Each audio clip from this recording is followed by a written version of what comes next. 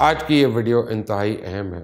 اس میں حیران کن اور دلچسپ معلومات کے ساتھ ساتھ میں کوشش کروں گا کہ آپ کو اس ٹاپک سے متعلق تمام سوالات کے جواب مل جائیں۔ 45 سالہ شیر دل پاکستانی اپنی آنکھوں میں دنیا کی خوفناک اور دوسری بلند ترین چوٹی K2 کو سردیوں میں پہلی دفعہ سر کرنے کا خواب سجائے بیٹھا تھا، اور اپنے محدود وسائل کے باوجود وہ دنیا کو کچھ مختلف کر کے دکھانے کا عزم رکھتا تھا۔ یہ مشن اتنا خطرناک تھا کہ دنیا میں 8000 میٹر کی کل 14 پہاڑیوں میں صرف یہی چوٹی سردیوں میں سر کرنے والی رہ گئی تھی، اور کسی کی آج تک جرات نہیں ہوئی تھی اس کو اٹیمپٹ کرنے کی۔ جبکہ دنیا کی بلند ترین چوٹی ماؤنٹ ایوریسٹ جو ہے 38 سال پہلے سردیوں کے اندر اس کو کسی نے سرنگوں کر لیا۔ یہ شخص جو اسکردو کے غریب گھرانے سے تعلق رکھتا تھا اور اپنے بزرگوں کو پہاڑوں پہ چیتوں کی طرح چڑھتے دیکھتا آ رہا تھا، اپنی غربت کو پس پشت ڈال کر ستاروں پہ کمن ڈالنے کا ارادہ کر چکا تھا، اور اس نے اپنی مالی حالات اور حکومتی بے حسی کو کبھی بھی اپنے عزائم کی رکاوٹ نہیں بننے دیا، اور یہی وجہ تھی وہ دنیا کی 14 بلند ترین چوٹیوں میں سے 8 سر کر چکا تھا۔ اسے دنیا کی سب سے خطرناک چوٹی ننگا پربت سب سے پہلے سردیوں میں سر کرنے کا ریکارڈ بنایا۔ وہ پہلا پاکستانی تھا جس نے ماؤنٹ ایوریسٹ سردیوں میں سر کیا۔ یہ پاکستانی جو 2004 میں K2 پہلی دفعہ سر کرنے کے بعد اسے اپنے کھیت کی مولی سمجھتا تھا اور بحیثیت پورٹر کئی گنا زیادہ وزن کے ساتھ چلتا تھا، اس کو اپنی مہم سے 7 دن پہلے پتہ چلا کہ اس کے گھر میں آ کے نیپالی کو پیما سردیوں میں پہلی دفعہ K2 کو سر کرنے کا اعزاز اپنے نام کر چکے ہیں، جس نے اس کے عزم کو اور مضبوط کر دیا، اور اس پاکستانی شیر نے 23 جنوری کو بغیر آکسیجن کے سردیوں میں K2 سر کرنے کی مہم کا آغاز کیا تاکہ ایک نیا عالمی ریکارڈ بن سکے۔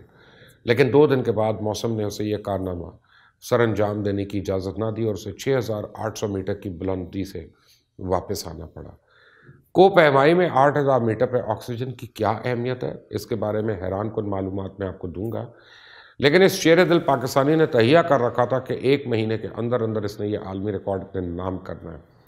اسے 2 فروری کو اس کی ٹویٹ آئی کہ کل صبح 3 فروری کو صبح 4 بجے ہم اپنی مہم کا آغاز کریں گے، اور اس کا نوجوان بیٹا اس کے ساتھ تھا جو آکسیجن کے ساتھ اس چوٹی کو سردیوں میں سر کرنے کا ریکارڈ بنانے جا رہا تھا۔ حالانکہ وہ نوجوان ترین کوہ پیما تھا جس نے اس عمر میں یہ کارنامہ سر انجام دینا تھا، جو ابھی تک کسی نے نہیں دیا، لیکن 7400 میٹر کی بلندی پہ اس کا آکسیجن سلنڈر، اس کا ریگولیٹر جو تھا وہ خراب ہو گیا اور اس کو واپس آنا پڑا۔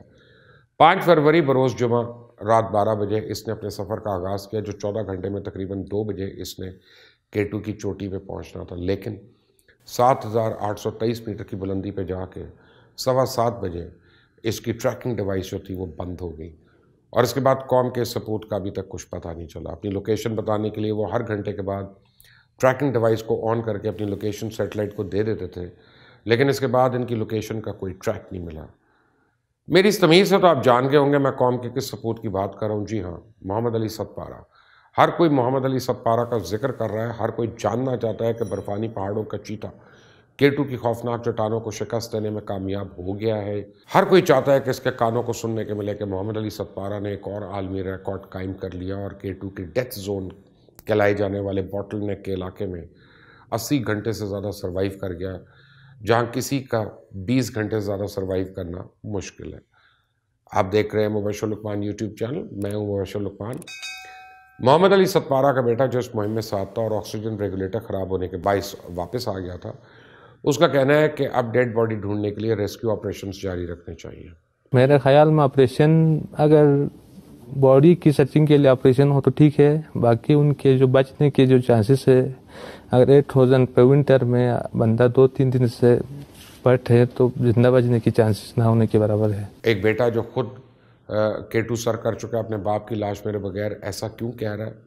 اگر آپ انتہائی بلندیوں اور سرد برفانی پہاڑوں سے خوفزدہ نہیں ہوتے تو آپ نے ہالی ووڈ کی مشہور فلم ایوریسٹ تو ضرور دیکھی ہوگی نا، جو 1996 میں ماؤنٹ ایوریسٹ پہ ہونے والے خوفناک تباہی کے بارے میں ہے۔ اینڈی ہیرس جو اس مہم کا گائیڈ تھا، جس میں کوہ پیماؤں کا ایک گروپ دنیا کی سب سے بڑی چوٹی ماؤنٹ ایوریسٹ کو سر کرنے جا رہے تھے، کوہ پیماؤں کی وہ ٹیم کئی ہزار میٹر کی بلندی پر ایک برفانی طوفان میں پھنس گئی۔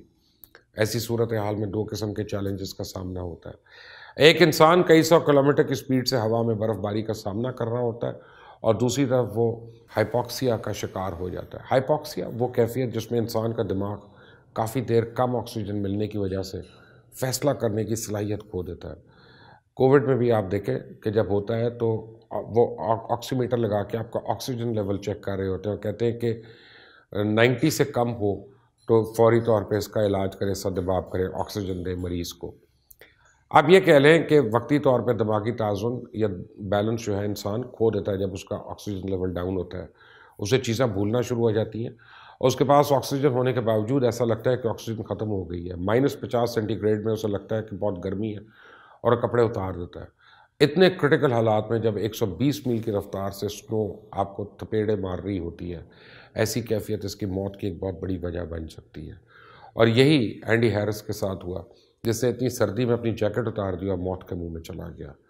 محمد علی ستپارہ جو دنیا میں 8000 میٹر سے بلند کل 14 میں سے 8 چوٹیاں سر کر چکا ہے، اس نے پہلی دفعہ سردیوں میں ماؤنٹ ایوریسٹ کے سر کر کے عالمی ریکارڈ بنایا تھا کہ کیا کبھی ہائپوکسیا کا شکار ہوا پہلے، اور جب وہ اس کیفیت میں مبتلا ہوتا تھا اس کا دماغ اسے کیا کرنے کے لیے کہتا تھا۔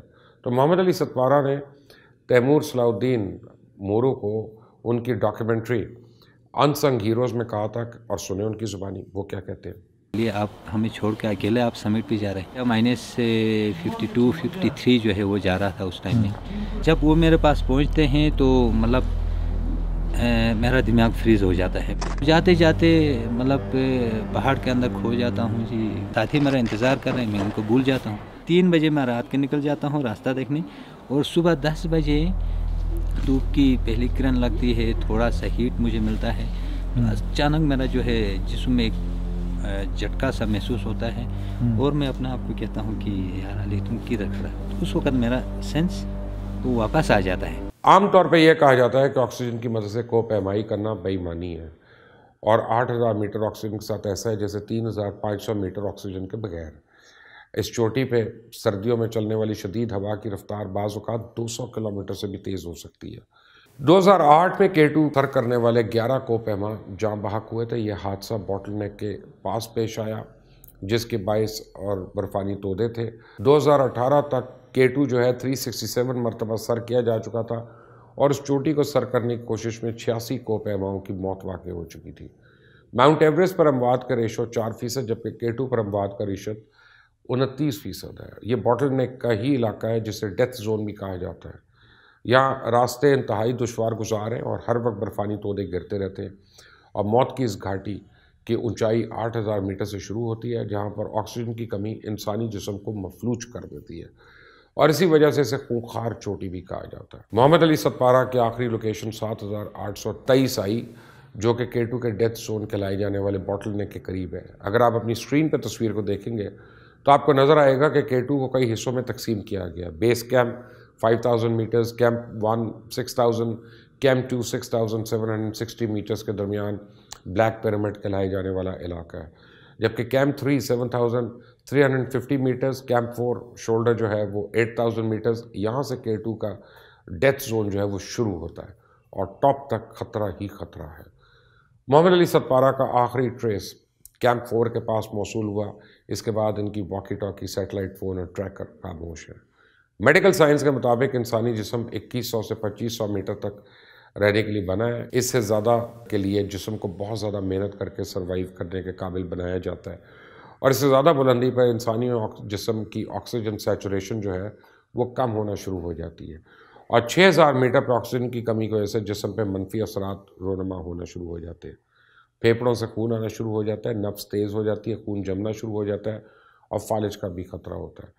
زیادہ خراب حالات میں کوپ پیماؤں کے پھیپھڑوں میں پانی بھر جاتا ہے اور انسان کا نظام تنفس بگڑ جاتا ہے۔ ڈیتھ زون میں جہاں ایک غلط قدم کا مطلب ہے سیدھا ہزاروں فٹ گہری کھائی یا گلیشیر میں گر کے موت کو گلے لگانے کے مترادف، وہیں اس اونچائی پہ آکسیجن کی مزید کمی سے سنگین اثرات رونما ہوتے ہیں، اور انسانی دماغ کا جسم پہ کنٹرول ختم ہو جاتا ہے اور جسم مفلوج ہو جاتا ہے۔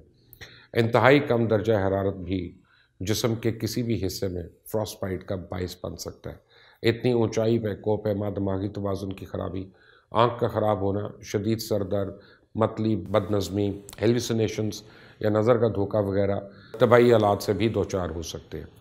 ایسے علاقے میں 20 گھنٹے سے زائد گزارنا انسانی جسم کے لیے تقریباً ناممکن ہے، لیکن 2008 میں ایک نیپالی کو پیما آکسیجن کی مدد سے 90 گھنٹے گزار چکا ہے۔ اس لیے ہم کہہ سکتے ہیں جسے اللہ رکھے اسے کون چکھے۔ اللہ کرے کہ کوئی ہمیں اچھی خبر آئے اور ہمارا یہ جوان جو ہے وہ غازی بن کے لوٹے۔ آپ نے اگر ابھی تک اس چینل کو سبسکرائب نہیں کیا تو کر لیں، بیل آئیکن کو پریس کریں تاکہ مزید اپڈیٹس جو ہیں وہ آپ تک پہنچتی رہیں۔ اللہ حافظ۔